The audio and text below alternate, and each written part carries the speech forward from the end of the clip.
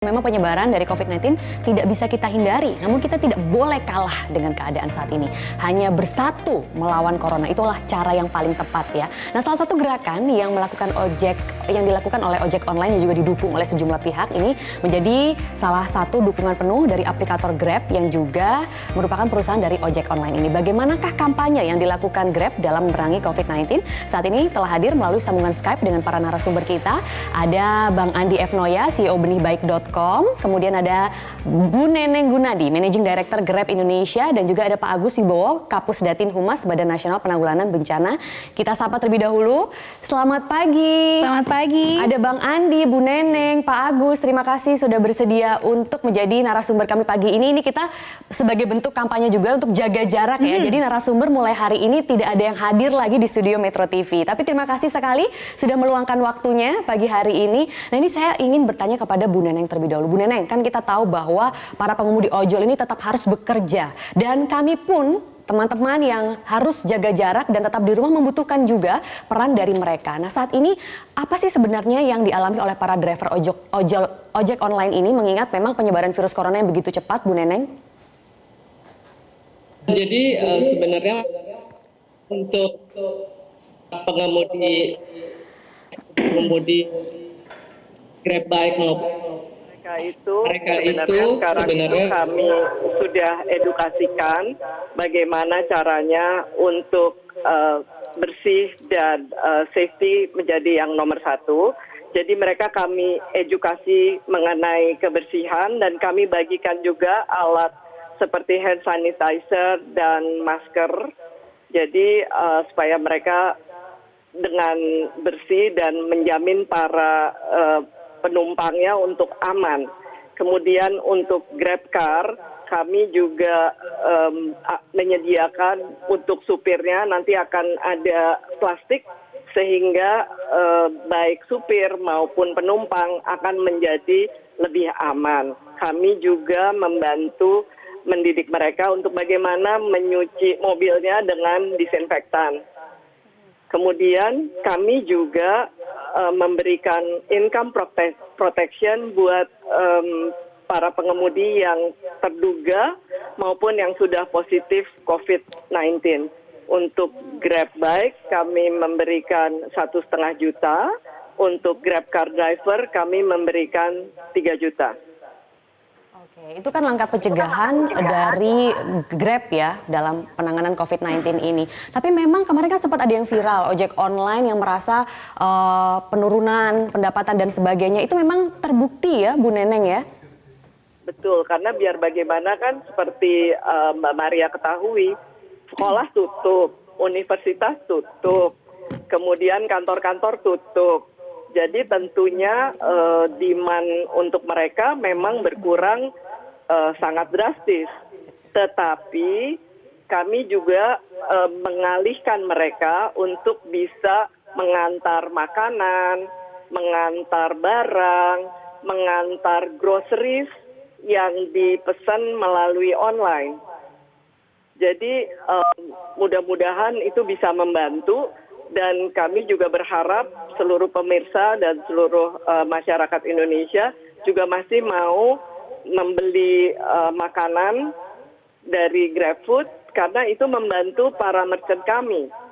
Dan ada yang mengatakan bahwa ya tapi saya takut Bu Neneng. Saya bilang bahwa kita sudah mengedukasi semua merchant-merchant kami supaya bersih dan juga memastikan setiap pagi ngecek temperatur karyawannya dan juga cek temperatur driver yang mengambil makanan tersebut.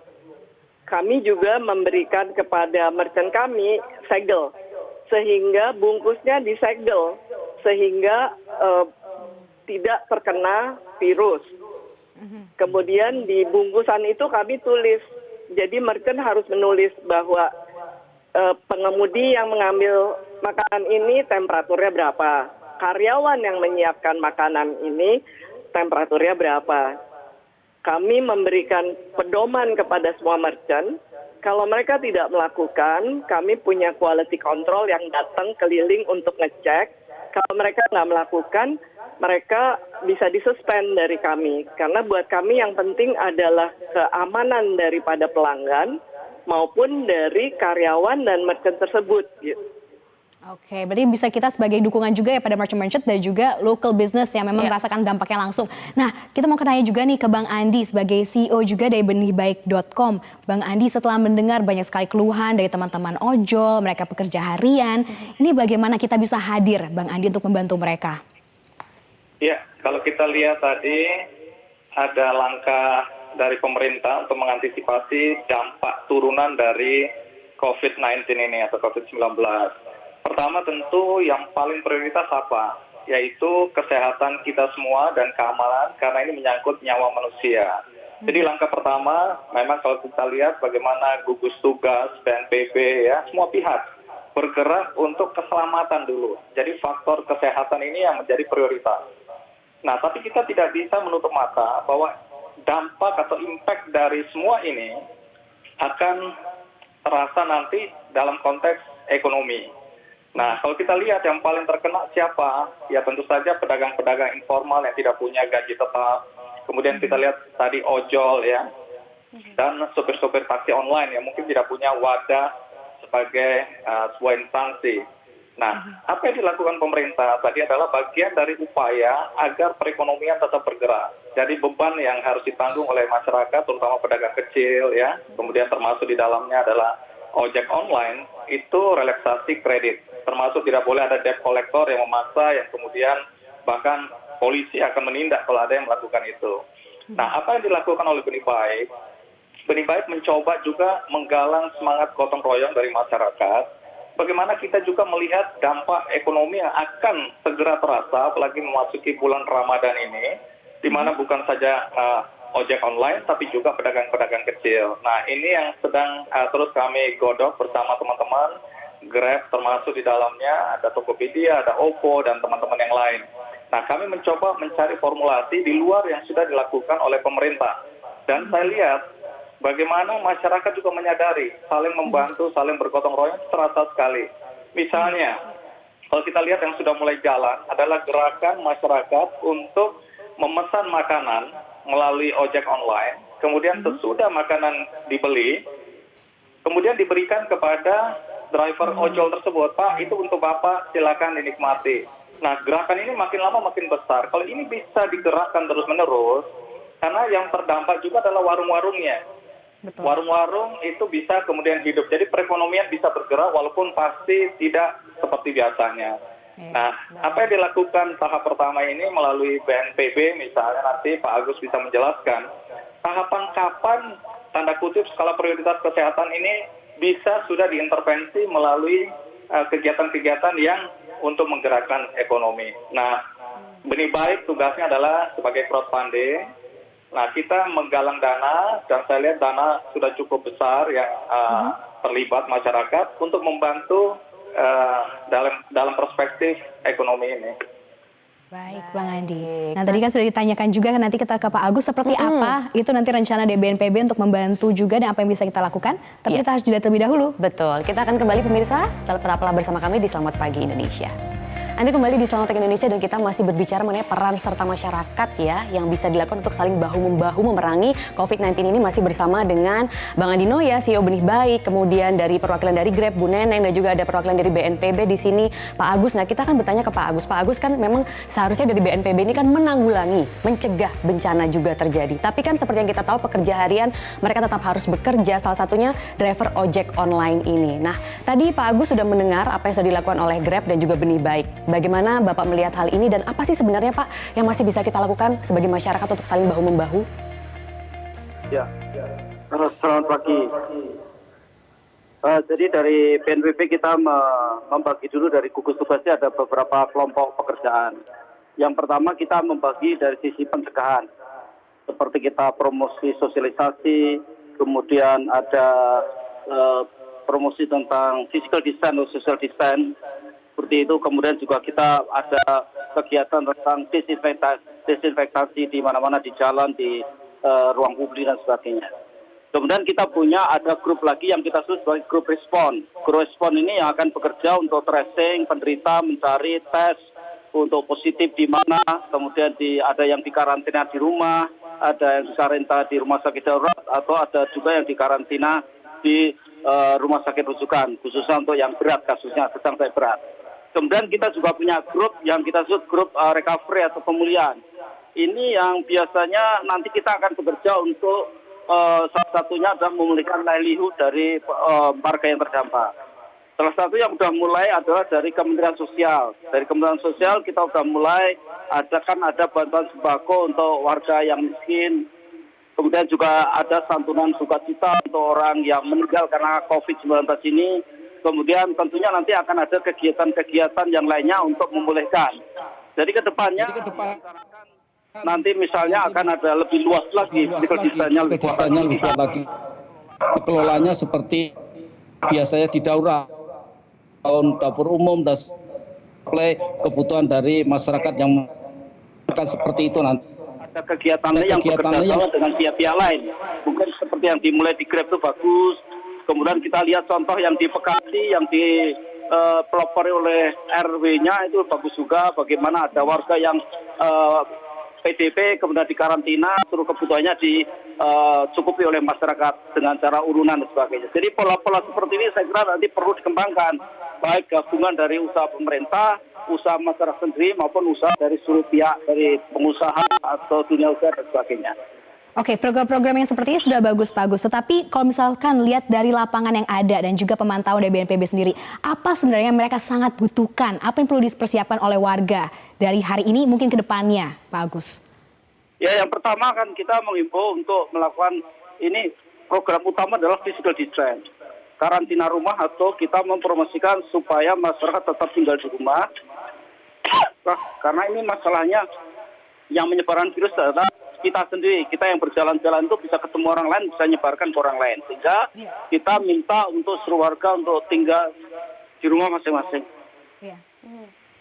Bagaimana Pak Agus dengan mereka yang seperti pengemudi ojek online, driver online, mereka tidak bisa berdiam diri di rumah? Ada himbauan tersendiri nggak Pak untuk mereka? Ya ini kita yang belum sampai ke situ kayaknya. Kita nanti akan dibicarakan lebih lanjut oleh BNPB di handlingnya, karena kita saat ini masih fokus di respon, kita tracing, kemudian juga membangun rumah sakit darurat untuk keperluan isolasi, kemudian juga kita menyiapkan test kitnya, juga menyiapkan APD untuk melindungi tenaga kesehatan yang di garis depan. Jadi kita masih sibuk di situ, dan saya kira nanti sebentar lagi kita akan mulai mengerahkan bagaimana kita bisa menghandle untuk terutama masyarakat yang kehilangan pekerjaan itu. Tentunya kita akan ada usaha-usaha untuk membantu mereka supaya mereka tidak terlalu menderita. Itu pasti ada, sedang disiapkan. Oke, nah ini kembali saya ingin tanya ke Bu Neneng begitu ya, karena kan memang kalau kita lihat beberapa lapangan pekerjaan yang masih tetap harus bekerja, tidak ada pilihan begitu, seperti salah satunya institusi kita juga dan juga Grab, itu membatasi pekerjanya. Jadi ada sebagian yang work from home, ada yang tidak begitu. Nah bagaimana yang Grab lakukan? Mungkin ke depannya ada tidak sih Bu rencana untuk membatasi jumlah driver per hari di sejumlah wilayah untuk memerangi COVID-19 ini atau bagaimana? Sebenarnya untuk karyawan-karyawan kami memang semua work from home. Untuk driver-driver kami sekarang itu, karena kami sudah memberikan edukasi bagaimana kebersihan dan sebagainya, dan bagaimana harus menggunakan masker dan hand sanitizer, kami meminta mereka juga untuk membantu masyarakat yang membutuhkan. Jadi kalau misalnya seperti mbak-mbak yang mesti pergi ke kantor karena memang harus, atau suster-suster atau dokter-dokter yang perlu ke hospital, mereka kan perlu ada yang mengantar. Dan yang yakin bahwa yang mengantar itu juga mengerti dan bersih gitu kan. Jadi itu kalau enggak juga semua akan stop, nggak bisa juga gitu kan. Demikian juga untuk orang-orang yang misalnya perlu membeli makanan, kalau enggak mereka harus keluar. Jadi ini yang kita juga harus berhati-hati, karena di manapun juga seperti di Malaysia ataupun di Cina itu ride hailing dan pengantaran itu masih harus selalu ada supaya semuanya tetap berjalan. Karena pembelian groceries atau kebutuhan sehari-hari kan harus keluar. Kalau enggak, repot juga gitu. Karena semua sama-sama keluar sama aja gitu. Jadi gimana caranya untuk kami tetap membantu masyarakat tetapi aman.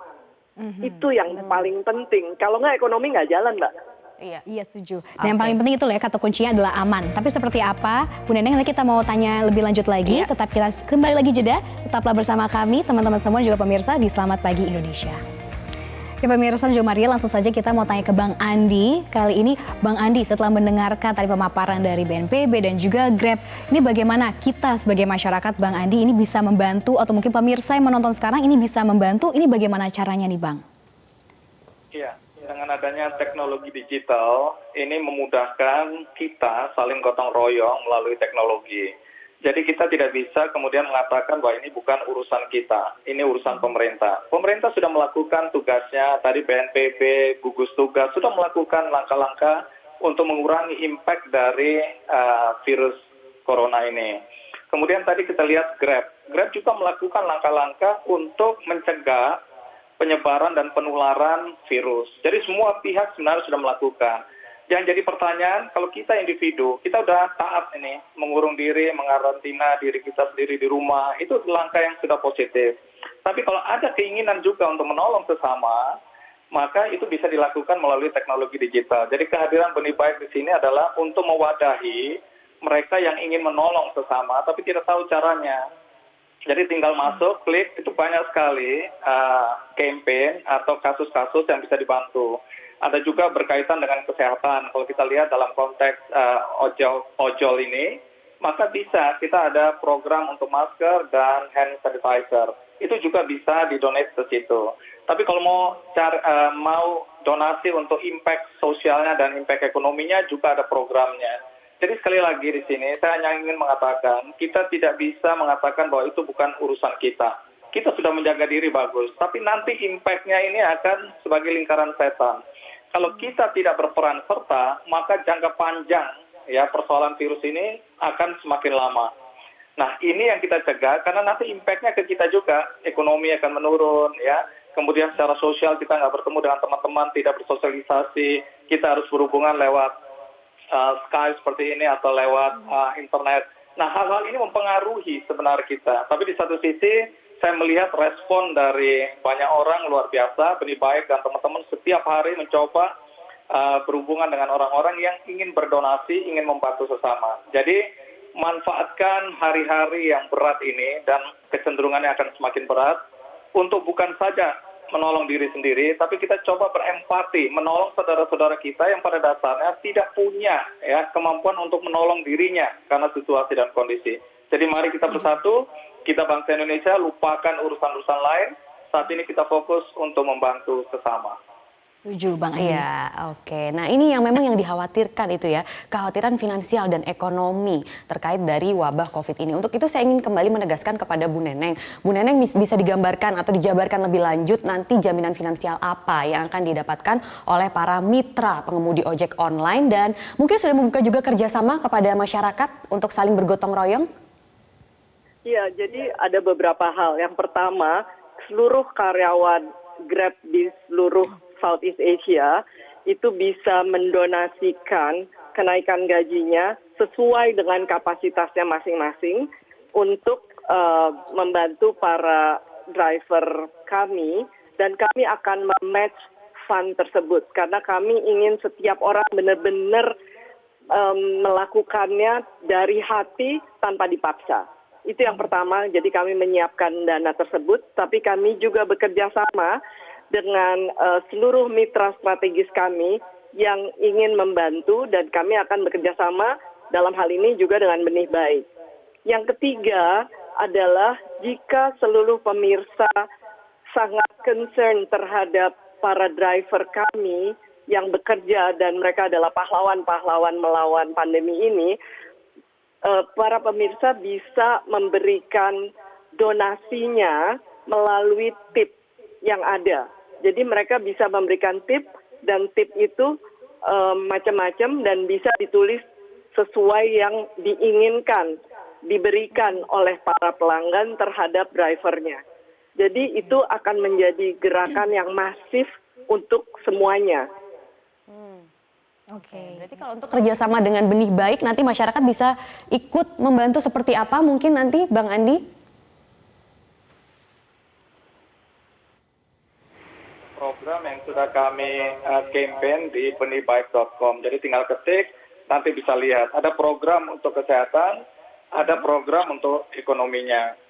Dan kami mencoba menggalang teman-teman juga untuk bersatu. Misalnya mereka yang startup-startup menggunakan aplikasi, itu bisa juga menggalang dana maupun bekerja sama dengan teman-teman yang ojek online. Jadi di sini kami menggunakan semua teknologi digital untuk saling membantu. Jadi mudah-mudahan kalau hati kita terpanggil dan kita bergotong royong, persoalan ini mudah-mudahan bisa mengurangi beban penularan dan penyebaran virus COVID-19 Jadi ini. tinggal akses benihbaik.com ya. Lengkap di situ semua. Lengkap di situ informasinya. Mungkin kita langsung aja juga ke Pak Agus. Pak Agus, mungkin ada himbauan pesan-pesan khusus yang bisa disampaikan bukan hanya pada teman-teman driver ojol, tapi kepada masyarakat semuanya. Karena kan ini sebuah masalah yang harus kita pecahkan bersama, Pak Agus.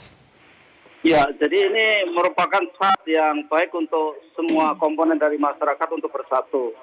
Jadi memang untuk melawan virus ini kita harus bersatu padu, baik dari sisi pemerintah, dari sisi masyarakat, dari sisi dunia usaha, maupun dari pihak-pihak lain. Jadi saat untuk bersatu, bekerja sama, bergotong royong seperti tadi untuk melawan COVID ini sehingga kita bisa mengalahkannya dengan cepat. Jadi masyarakat juga kita himbau untuk mematuhi himbauan atau perintah-perintah dari kebijakan yang sudah diperintahkan oleh Presiden, tentunya turun sampai ke seluruh kita semua, seperti untuk diam di rumah, kemudian untuk jaga jarak dan sebagainya.